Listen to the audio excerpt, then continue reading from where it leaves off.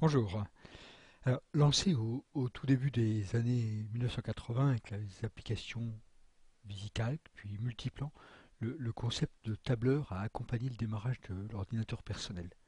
Alors, l'idée révolutionnaire de permettre la saisie informatique de données dans un tableau avec des formules recalculant automatiquement les résultats a rendu la programmation accessible aux utilisateurs, alors que cette discipline était à cette époque principalement l'affaire de spécialistes programmant des grands systèmes. De fait, le logiciel tableur occupe encore actuellement cette place particulière à mi-chemin entre la bureautique et la programmation. Intégré aux suites bureautiques, le tableur en a acquis une facilité d'usage et une interface conviviale qui en fait un outil indispensable pour la production de documents. Et le tableur a aussi conservé une puissance de calcul et de description lui permettant d'être le support de traitement informatique dans de nombreux domaines d'activité. La généralité des types de données manipulées le destine autant à des calculs scientifiques que statistiques ou financiers, ou simplement à la mise en page de tableaux d'informations de toutes sortes. Le tableur est un progiciel pouvant être paramétré aisément pour effectuer les calculs courants nécessaires à un ingénieur, un géomètre, un comptable, un commerçant. Une des clés de son succès est d'avoir permis finalement à tout professionnel de s'essayer à réaliser informatiquement les calculs dont il a besoin, mieux qu'avec une calculette et sans avoir besoin de l'intervention d'un spécialiste informaticien. Alors, en cela, le tableur est un outil de prototypage exceptionnel permettant, avec une mise en œuvre très rapide, de tester des manières de calculer ou de traiter de l'information.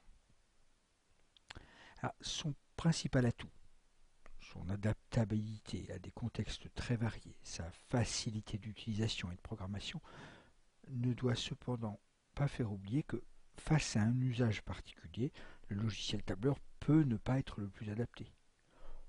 On peut faire un planning avec un tableur, mais moins bien qu'avec un logiciel spécialisé dans la gestion de planning.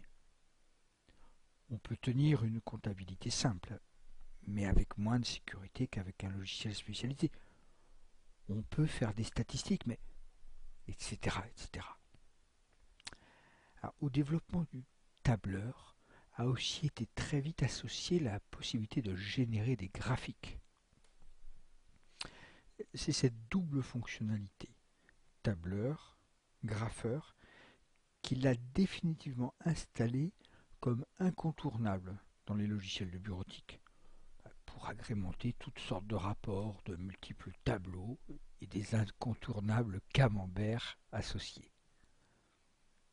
Alors plus récemment, l'essor de l'open data, avec la possibilité nouvelle d'accéder à de grandes quantités de données publiques, a donné un nouvel intérêt à l'outil tableur, pour permettre à chacun d'extraire les informations dont il a besoin et aussi de construire ses analyses personnelles.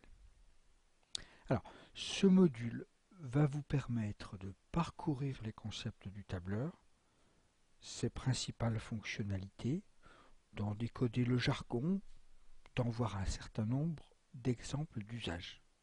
Alors, des jeux de données issus de l'open data seront étudiés en détail. La présentation des principes sera indépendante d'un logiciel particulier, même si une partie des exemples seront traités avec le module tableur d'une suite bureautique libre bien connue. Mais dès que nécessaire, les termes équivalents seront cités pour permettre à chacun de s'approprier son propre outil en recherchant si besoin les explications adaptées dans l'aide ou dans des tutoriels. La variété des usages possibles du tableur sera illustrée par une variété d'exemples. Le module vous permettra de découvrir successivement comment saisir ou importer des données. Un aspect certes un peu technique, mais essentiel pour commencer avec des données à traiter. Comment calculer des résultats à partir des données? Là, c'est évidemment l'aspect central et la principale originalité du tableur. Comment distinguer des informations pertinentes? Bien, en faisant varier la présentation ou même les calculs en fonction des valeurs particulières des données. C'est finalement la possibilité de déduire du qualitatif à partir d'informations quantitatives. Et finalement, comment synthétiser les résultats? Ou comment extraire la substantifique moelle d'une information parfois trop riche? Comment un simple graphique ou un tableau de comptage peut résumer des milliers de lignes de données? Mais pour commencer, bien, à vous de jouer et de préparer maintenant votre environnement pour travailler. Bonne découverte!